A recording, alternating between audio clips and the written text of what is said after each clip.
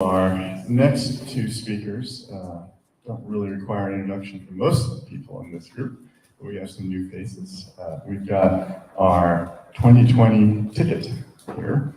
Brian Carroll was our nominee in 2020 for president, and Amar Patel was our nominee in 2020 for vice president.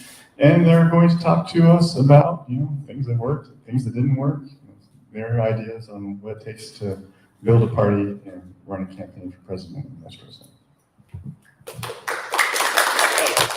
You can pull out a microphone. I'll project. Okay. This microphone is the one that's going to the live stream. Got it. All right. Both of us have teacher voices. That's right. All right, ladies and gentlemen, welcome to a reunion episode of the Brian Carroll Show.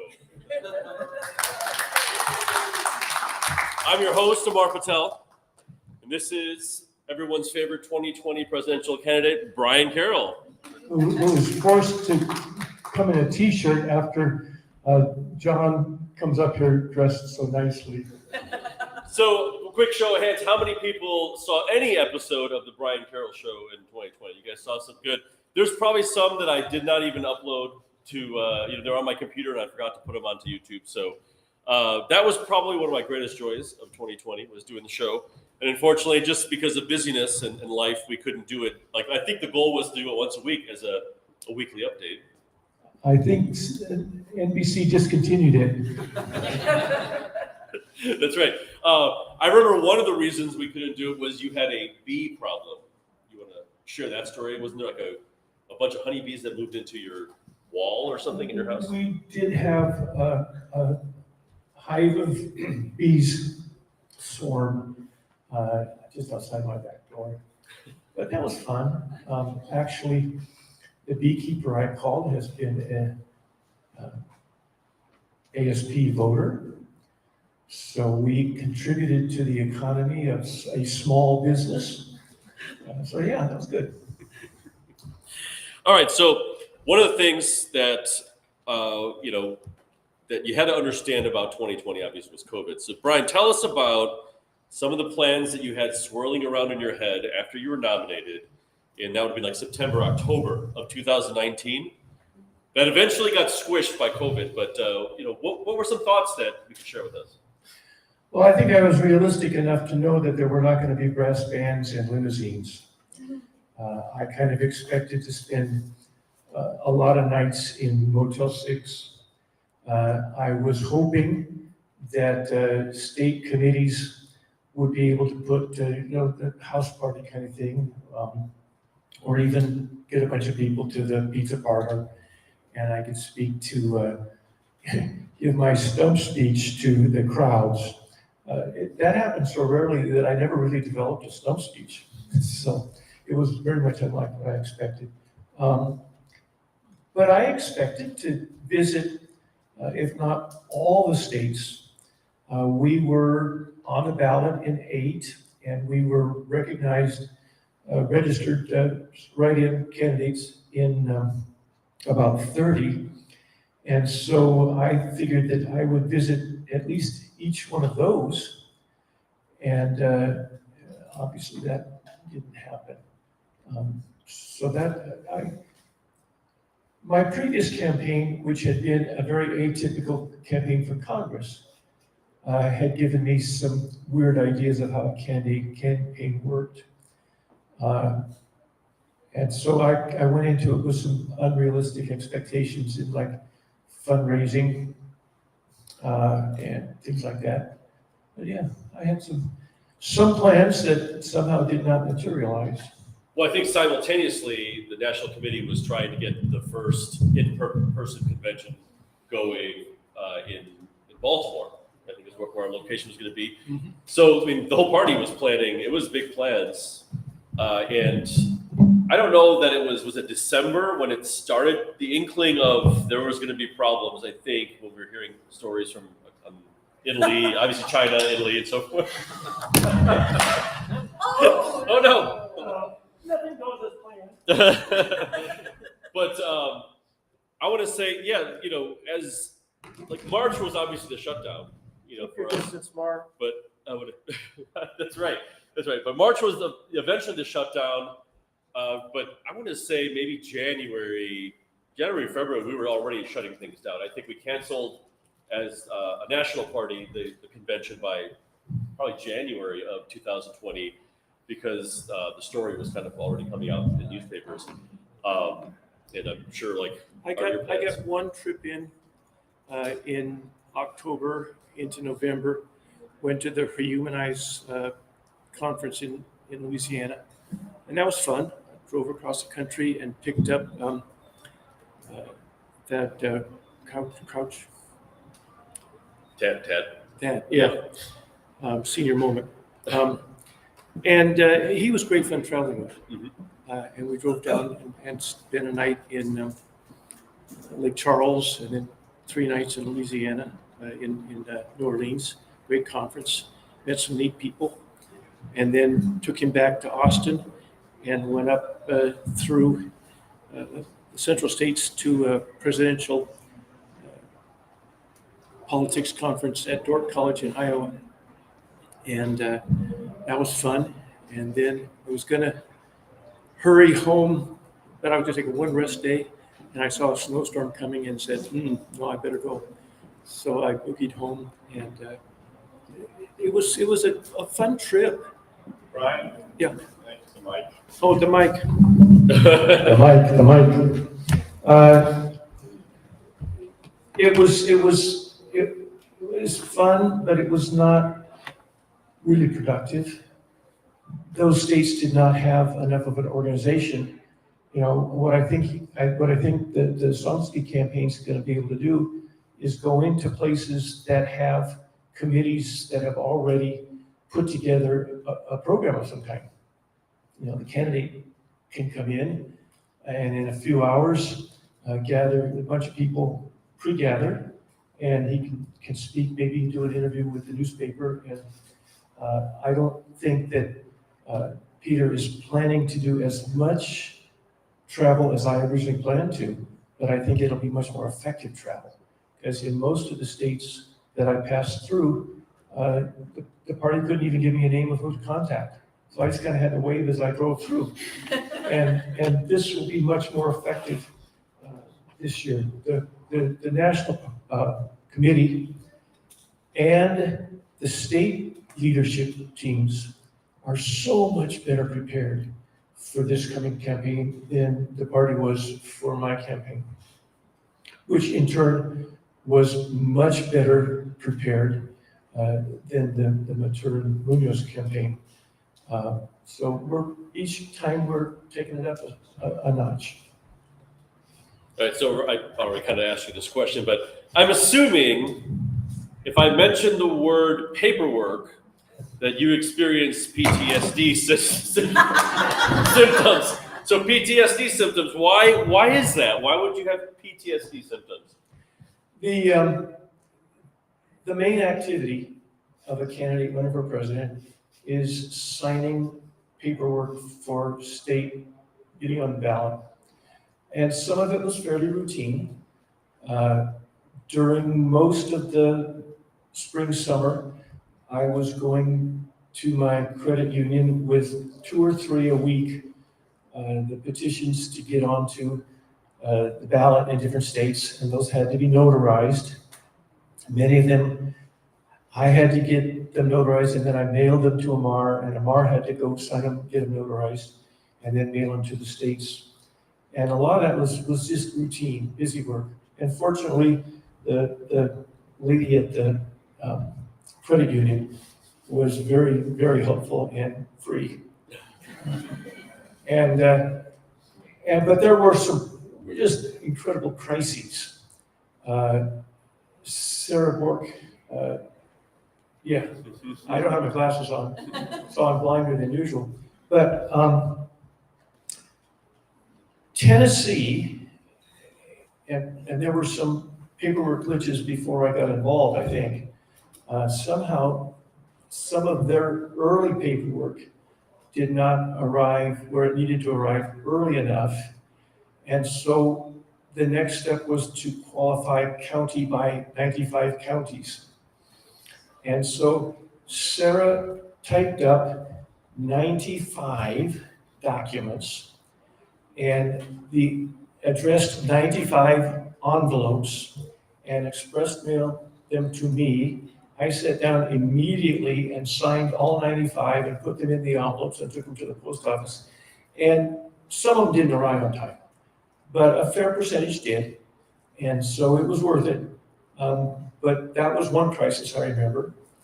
There was a crisis in Florida where there was a woman who works in the diocesan office in Tallahassee.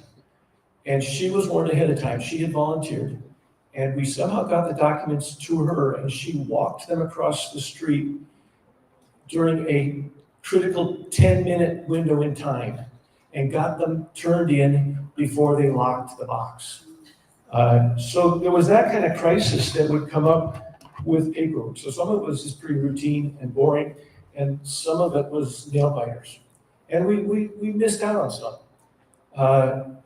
I was not involved in the paperwork in Maine, but we had, in every state, you have to list who your electors will be, so that if we actually win the election, we know who will be casting our electoral college ballot votes. So we had to have a roster in each state. And in Maine, 2 of our electors lived on islands off the coast that only had mail once a week. And so they didn't get there. And as a result, we were not qualified as writing candidates in Maine. I think we had, what was another states that West Virginia. We didn't get it there in time in West Virginia. And so there were some times when we didn't quite make it, and there were some spectacular times when somehow everything fell into place and we got there. Oh, and in Illinois, we originally thought we were going to have to petition in every single county. And Amar sent me a stack of things to sign for each county in Illinois, because there was no way that we could get on the ballot in Illinois. There was just no way. And then due to COVID, they changed the rules, and lo and behold, we got on the ballot fairly easily. And fortunately, our paperwork, which was not sufficient, we turned it in anyway. And the powers who were checking things looked at Kanye West's paperwork very closely and ignored ours. And so we slipped in with insufficient documentation.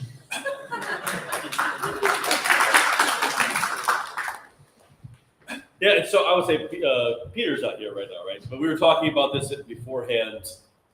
So they have the website open. They have volunteer forms. So I would suggest that if you're interested in helping, either you're in the room or you're watching on live stream, you're watching later on, if you can do some of your paperwork in your state. Yeah, and they might already have people figured out. I don't know where the campaign is at. It would be very helpful, right, starting now to get eyes on those documents, right, and then coordinate them with the campaign. They can get their spreadsheet going about who's doing what and that sort of thing. But we are months ahead right now where we were back then. So to not have to get into these traps of deadlines. I mean, was it Florida where we had to go? I had to do a video chat with someone to do the notarization. And I think it was like at 11 o'clock at night or something. It was something crazy. Yes, every state has their own peculiar rules. In Colorado, I had to dial in and record my voice saying my name so it could play for in voting booths for those who were blind, so they could hear my name from me, which is a nice thing, but it was just one more kind of peculiar thing that one state put it in. No other state did it. And so it's critical to have somebody who is knowledgeable on those details. And those details change all the time. Some of them did change because of COVID. Some of them have changed because there's people out there who don't want us to be successful. And where, like Colorado for the last 2 elections has been very easy, they went out of their way to make it more difficult for next time. And so somebody needs to be checking the Secretary of State elections rules in every state.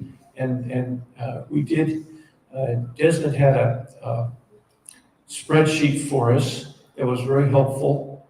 And a fellow named Brian Sears came in mid-campaign with some past experience doing similar stuff, and he helped us. And I think Bill Fleming, were you involved in that also? Yeah. So we had, I didn't have to do any of it myself, fortunately, because it never would have gotten done. All right, let's see. Okay, so you already mentioned the one trip you took. Okay. I don't know what the timeline was. We actually met one time during the campaign in Chicago. Brian was in town, so. That was during my next trip. Okay, so go ahead and tell us about that trip. I was invited by members of the Oregon Party to come up to the annual pro-life conference in Portland. So that was the last weekend in February, I think. So I drove up there and enjoyed meeting individually. They didn't have a meeting with everybody together, but I enjoyed meeting 3 or 4 members of the party up there individually. And then from there, I flew to Chicago, and we had the first of the 3 debates, independent and third-party candidate debates, sponsored by the Free and Equal Elections Foundation. And that was the one opportunity that I had to meet Amar and Tai Chi. No, I had met Tai Chi in Ohio, at the Ohio meeting at the end of August.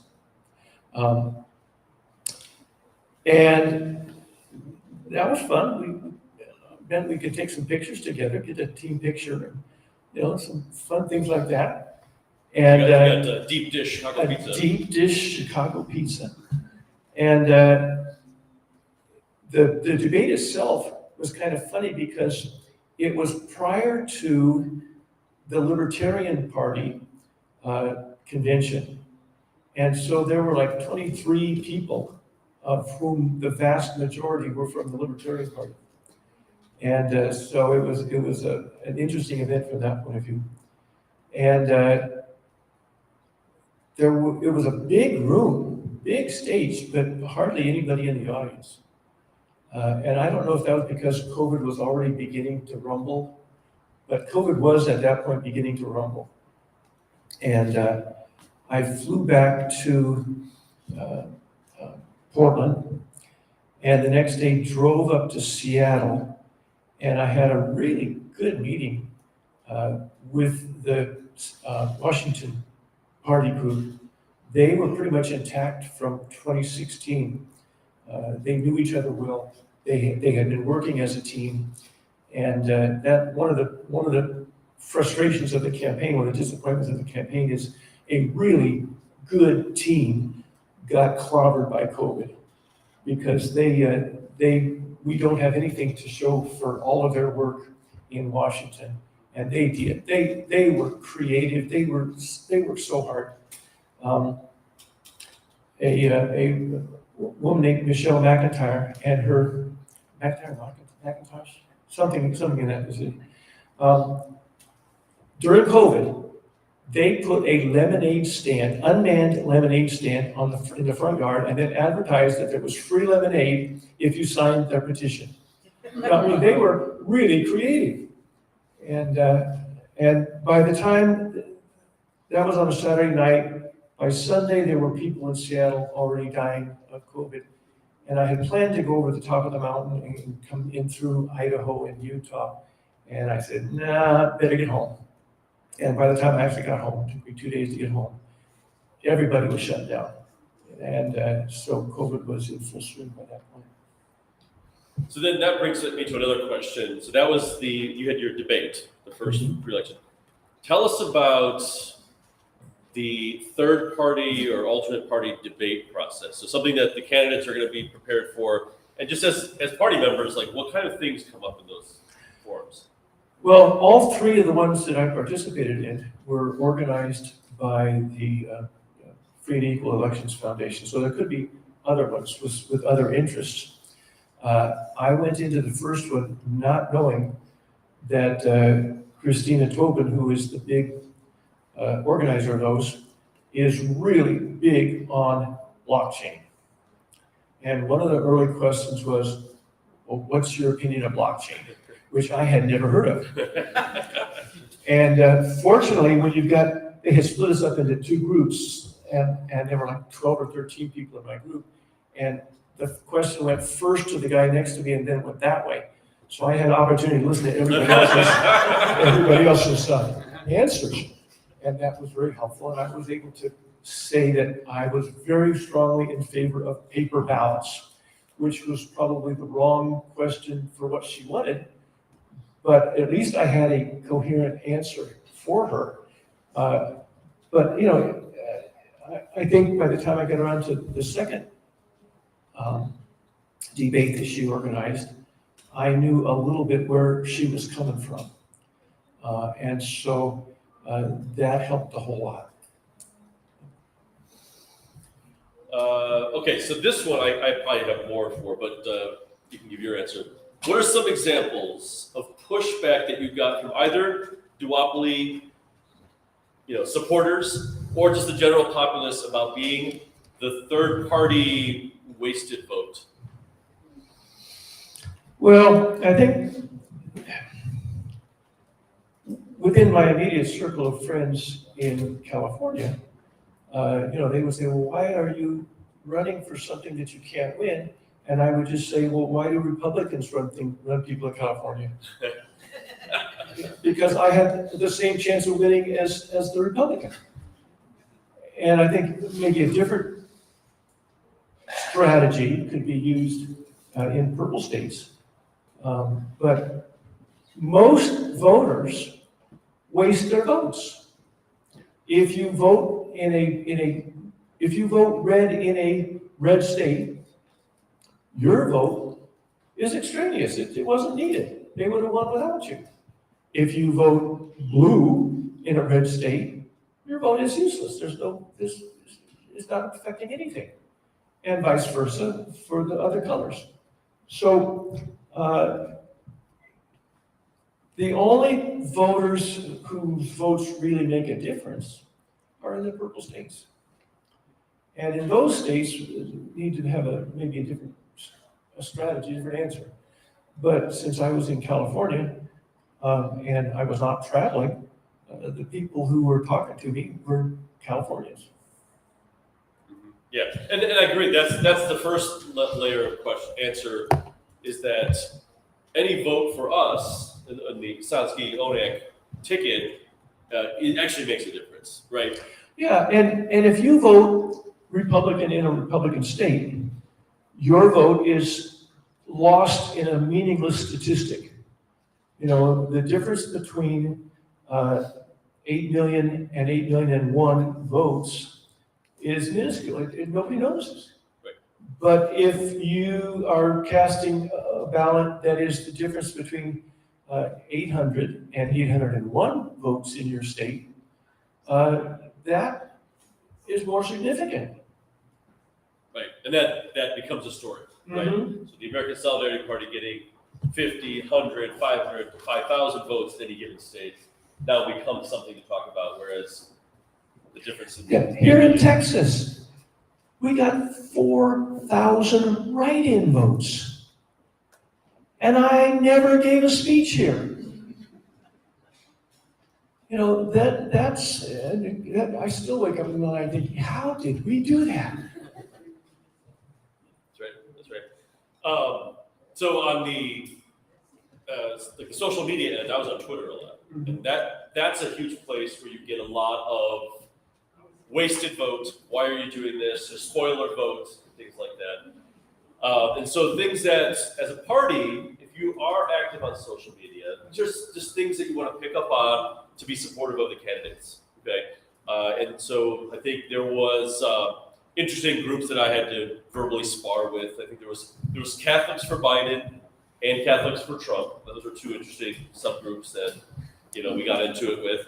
I happen to know the president of Catholic Vote personally.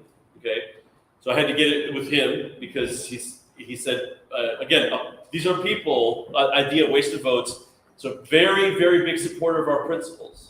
Right? Knows our platform, loves our platform, but told me, well, we're going to make a calculated move and go all in for Trump because we can't have Biden. Okay?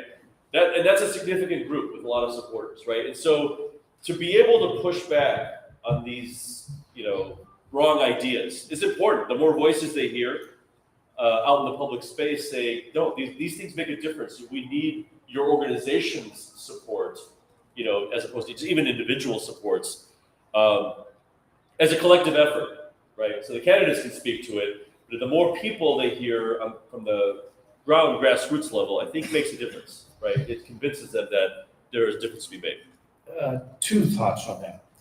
One, I don't do Twitter, and so Tai Chi very graciously volunteered to ghostwrite my Twitter account, and his advice to me was, don't read it. And I didn't. That's right. And my other thought is, when we're going to strongly pro-life groups that are committed to Trump or to the Republican Party, we have to admit that it's going to be a hard sell.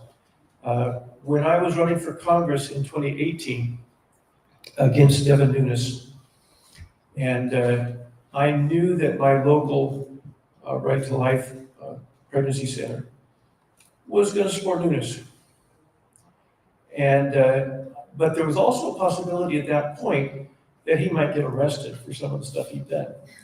And so I went to them, and I was friendly with several of the leadership. They knew me, I knew them, we were friends.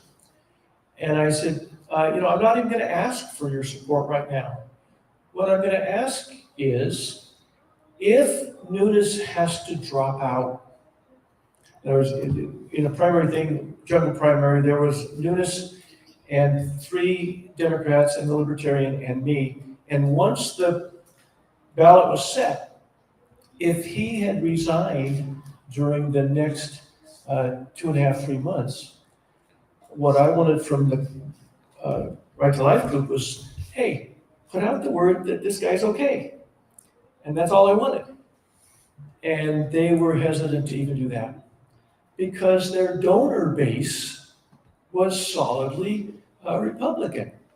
They could not risk offending their donor base. And so that's just one of the realities that we have to live with. Yeah, that's right. Okay, so you did a lot of writing during the campaign. In fact, your hallmark style was a really thoughtful, lengthy Facebook post.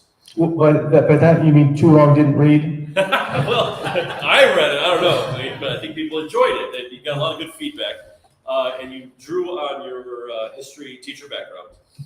So that was always a joy to read, and your personal experiences. Okay, so I guess my question is share with us that writing process and how meaningful and important that was. I think to your view of the campaign as a whole. Well, I am a much better writer than I am speaker. And I have worked on, that's a gift that I can go back to elementary school and see it was already developing. And it has been a joy throughout my life. When I was in my late 20s, I got involved in a campaign to bring rapid transit to my city. And the local throwaway newspaper asked me to do a monthly column. And so for 4 years, I did a monthly column on whatever I wanted to write about. And that developed the skills. It also, by the way, gave me an introduction to a political system. There was one year where I interviewed every single person who was on the ballot below the level of Congress, and a few would have run for Congress. So all the county supervisors and everything, all the people running for state government. So it gave me an introduction to, what is the political system? How's it work? And then the years that I was a missionary in Colombia, one of the things missionaries have to do is write letters home. And so that was, again, helped to develop that skill. And I can look back and see how God was working along the way to develop that skill in me. But I really enjoy writing. That's one of the nice things about where I am now as a elder statesman at the Solidarity Party. It does give me a platform to write about whatever I want to write about. That's the kind of freedom I really enjoy. Well, I remember writing the crisis article about Jubilee. If you recall that article, and you're the crisis. It was a magazine article. You came up with we were discussing Jubilee, I think, at a Brian Carroll show, right? And you actually might have just signed off on that article. I might have written the articles. I might have ghostwritten that for you. But I think our names were on it. And I just remember, the pushback from people saying in the comments, it was just like a rich torrent of, oh, you guys with your vanity, election run here and blah, blah, blah. I thought this was a good idea. Did we copyright that vanity thing? The vanity run. So anyway, but I think that's one thing to learn for the party. There are several publications that accept contributions, guest contributions. And so something for the ticket to write about, but even other people who may be accomplished writers to write about the ticket and about the party. So, if we find something like that, a publication that accepts outside authors, maybe share that, just send it to Brian, he can write something up. Yeah, just one thought. When I was in missions, our mission board, with the Bible translators, had a policy that the letters could not be more than a page long. Because they said people don't read anything longer than that. And people keep telling me, Brian, we don't read anything else this long, but we read your stuff. And so I just broke the rules. And but the rules are probably there for a reason. And there are people who write long things that I don't read. So yeah, you have to find your own style. Okay, so you already answered the B situation. Okay, so what are some memorable random experiences where life happens despite being a candidate and being on a public stage, just background things that you can't control? I think that the candidates would appreciate this and that you're gonna, share with us. Well, any personal weakness that you have will show up during a campaign. Right after I finished the trip to Louisiana and Iowa, I got a letter that my neighbors had complained about my yard. And so I spent the entire month of December racing against the deadline that they had given me to clean it up. All right, so that took me out of the campaign for, between that and the holidays, easily I lost 6 weeks there. So if you have a weakness, and we all do, the campaign will find it. And that was not even opposition research looking for me. Fortunately, I was low enough on the visibility that I don't think the opposition ever looked for me. But if they had looked, they could have found some stuff. But yeah, the weaknesses will find you. Yeah, one of the things that because of COVID, as a teacher, I had so much opportunity to be off from my normal schedule, right? And so, now that COVID's over and normal life is happening. It's going to be a challenge for our presidential, vice presidential ticket, but anyone else who runs, right? None of us are professional politicians, and so kind of trying to understand and make that life balance between doing what you need to do to keep life going, but also putting out time into a race or whatever. It does then also depend on, or we count on the support of a party, right? To get that information out there, to be that voice for people when we're trying to just do our own thing, like living life, right? And so I hope as the party grows, and I'm sure it will throughout this race, that people understand that we are all in this together, and that the candidates are just kind of your voice, right? Kind of like they're your megaphone for what you want said and done, and then you're using us as instruments to share the pages, share those posts, share tweets. When materials go out, if you get an email from the campaign that has pictures, say, hey, this is the picture of the person that I'm going to be voting for. Can you sign a petition? So leveraging those things, because candidates not going to be able to do it all, because life gets in the way. And we have to be a team, supporting and watching out for each other. Let me just refer back to some things that were said about Jacqueline in the last primary that were very unfair and hurt her deeply. And I tried to defend her, and William wrote some nice defense of her, and some others came to her defense. But still, it hurt her deeply. There were lies told about her, and we can't have that. Right. Yeah, again, this idea of solidarity. Do you have any other final thoughts?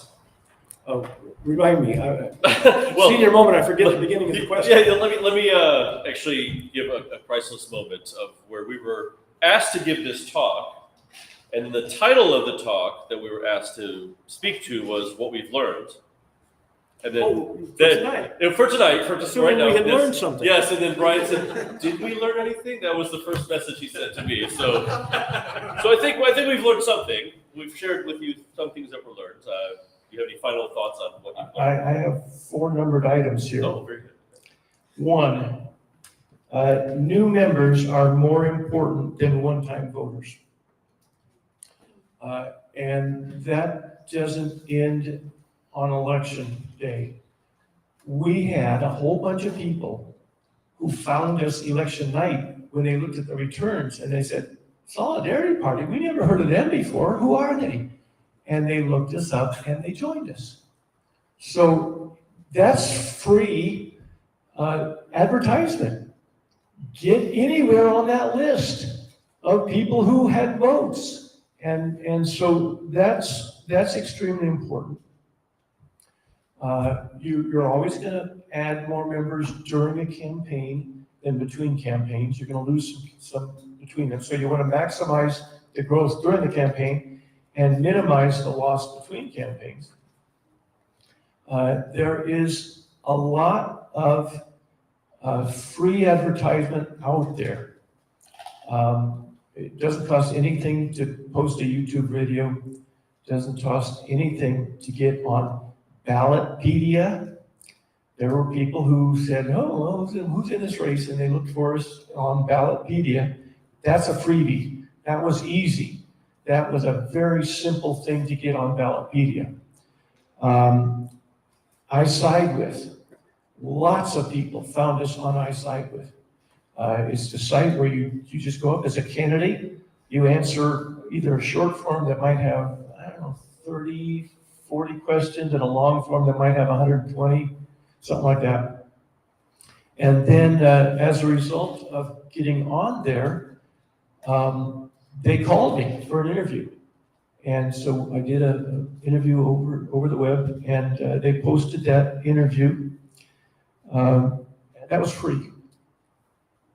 And Wikipedia was a little more difficult to get onto. The hardest thing on Wikipedia is you cannot post a picture of yourself. You can't, they don't let you write about yourself. Somebody else has to document about you from another source. And then the picture has to be a picture that the owner of the copyright on the picture posts it. So I went to Penny's and got a whole nice set of pictures, and they wouldn't take it. The fact that I was trying to post something myself was verboten, and the fact that I did not have somehow Penny still maintains some kind of copyright on that. So I went to a photographer there in town, an elderly gentleman that I had to explain to him how to use the web and go on to Wikipedia and post that picture, which is still not my favorite picture, but it's the one that I had the copyright, or he had the copyright to, and he could post it. So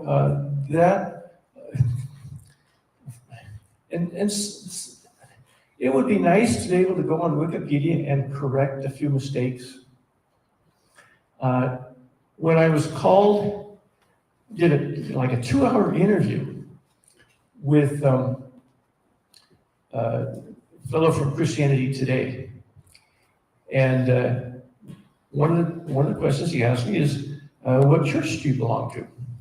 Well, the church that I belong to is a house church that's broke off from another church, and we're meeting in a mother-in-law unit behind somebody's house. And we had just recently affiliated with a group that just simply goes by the initials 4C. And I think it stands for Conservative Congregational Christian Churches. But in the heat of the moment, I couldn't remember what it stood for. I couldn't remember what each of the C's was. And so I fumbled the answer, and he fumbled it even more. And now Wikipedia says that I belong to the Evangelical Brethren Church, which I have never attended. And the Evangelical Brethren Church has me on their list of notable members.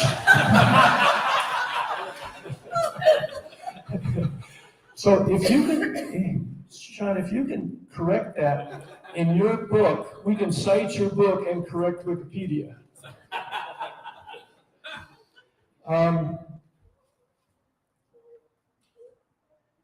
I think we've already talked about the fact that 2020 cannot be taken as typical for 2024. Everything's going to be different.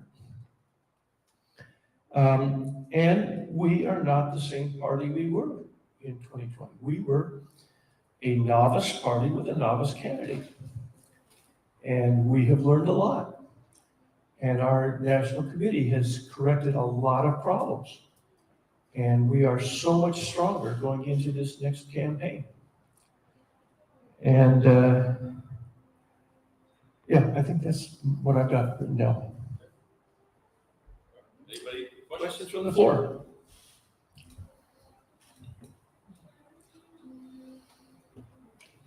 Yes. How helpful was the national committee for your efforts, and how much of it did you have to do yourselves? Well, my campaign partner, the other member of my ticket, started out as the national chairman, and he gave that up about March or something like that. It would have been June. But, June, okay. But like, yeah, realistically, I was fully focused on campaign stuff, and then the rest of the committee, really from that timeline of like March, January, we really were focused on kind of the in-person convention. That kind of blew up, and then we just switched to the delegate convention because the bylaws process had been kind of done in that time frame too, that we were going to have a in-person convention. And so I was out of that business, and I was pretty much, I think I recused myself of many votes because anything pertaining to the party I was not, involved in. So I think the biggest hitch, because I wasn't traveling and I wasn't spending money and things, I was not very focused on money. And during my congressional campaign, I had signed up with a service that sent me a monthly list of who had contributed and then a monthly check direct deposit to the bank. And I didn't really have that much to do. I filed my FEC thing, which was very simple because I didn't have anybody that went over the $200 threshold. So it was very simple paperwork. And I also retained some of the training from when I was living on donations as a missionary. Wycliffe Bible Translators has a policy, you never ask for money.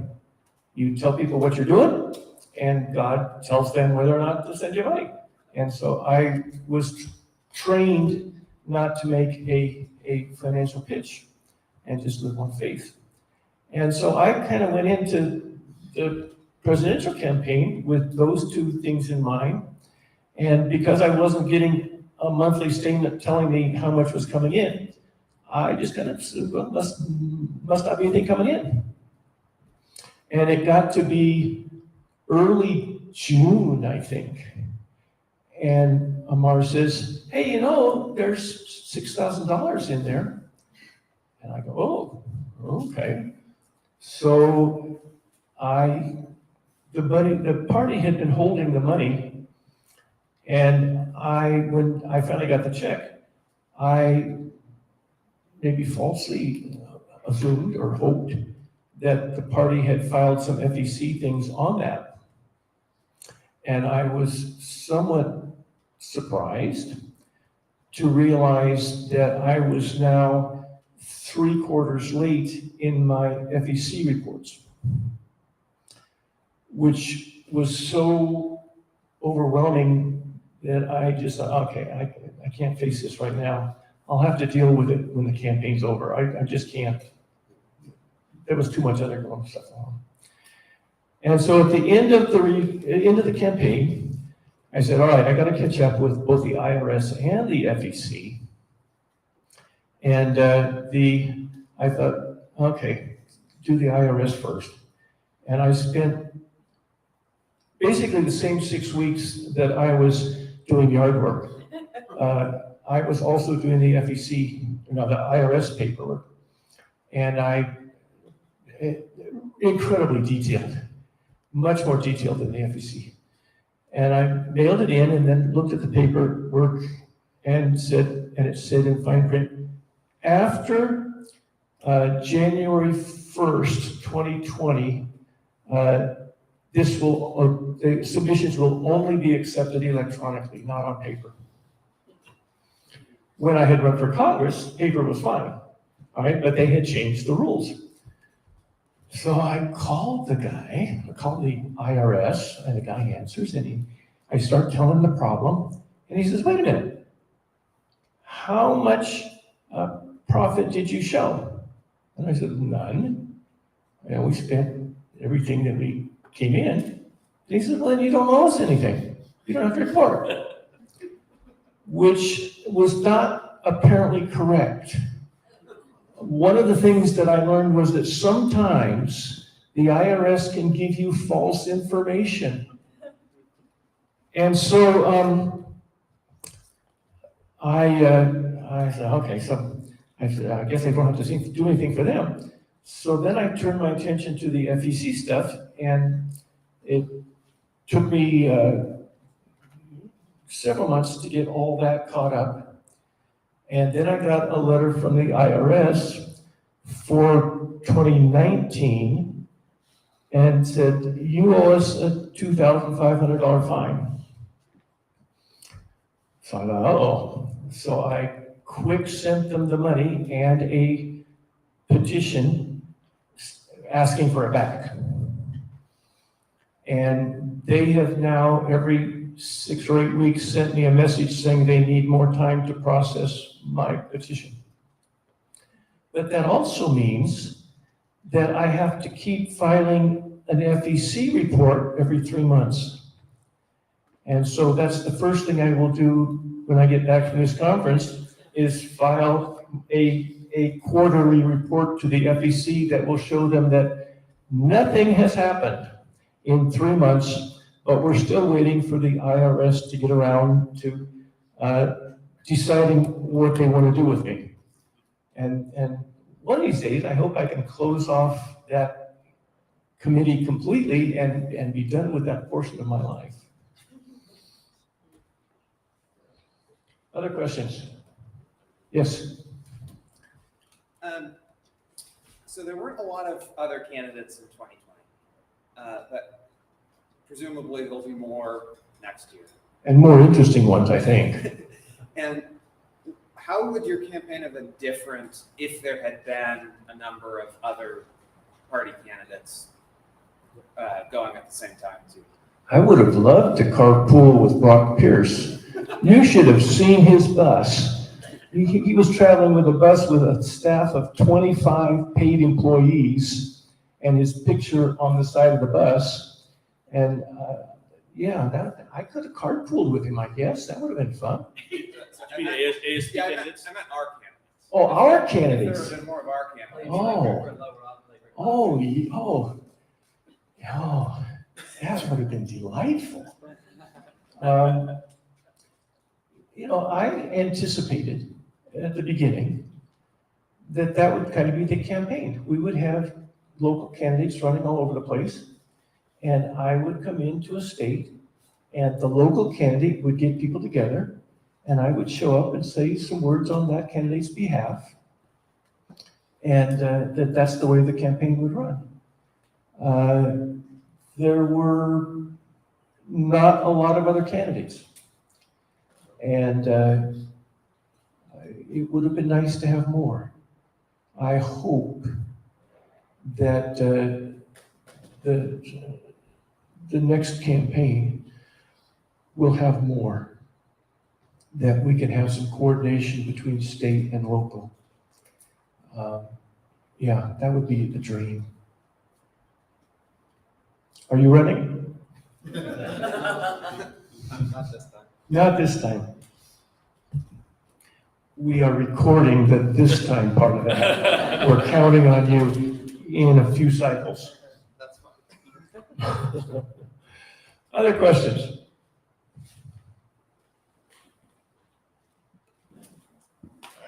If not, thank you very much. Oh, and I want to thank every single one of you who helped in any way with my campaign, even if it was just voting. It was an incredible experience that is still blessing me, and I want to thank everybody who contributed to that. Thank you.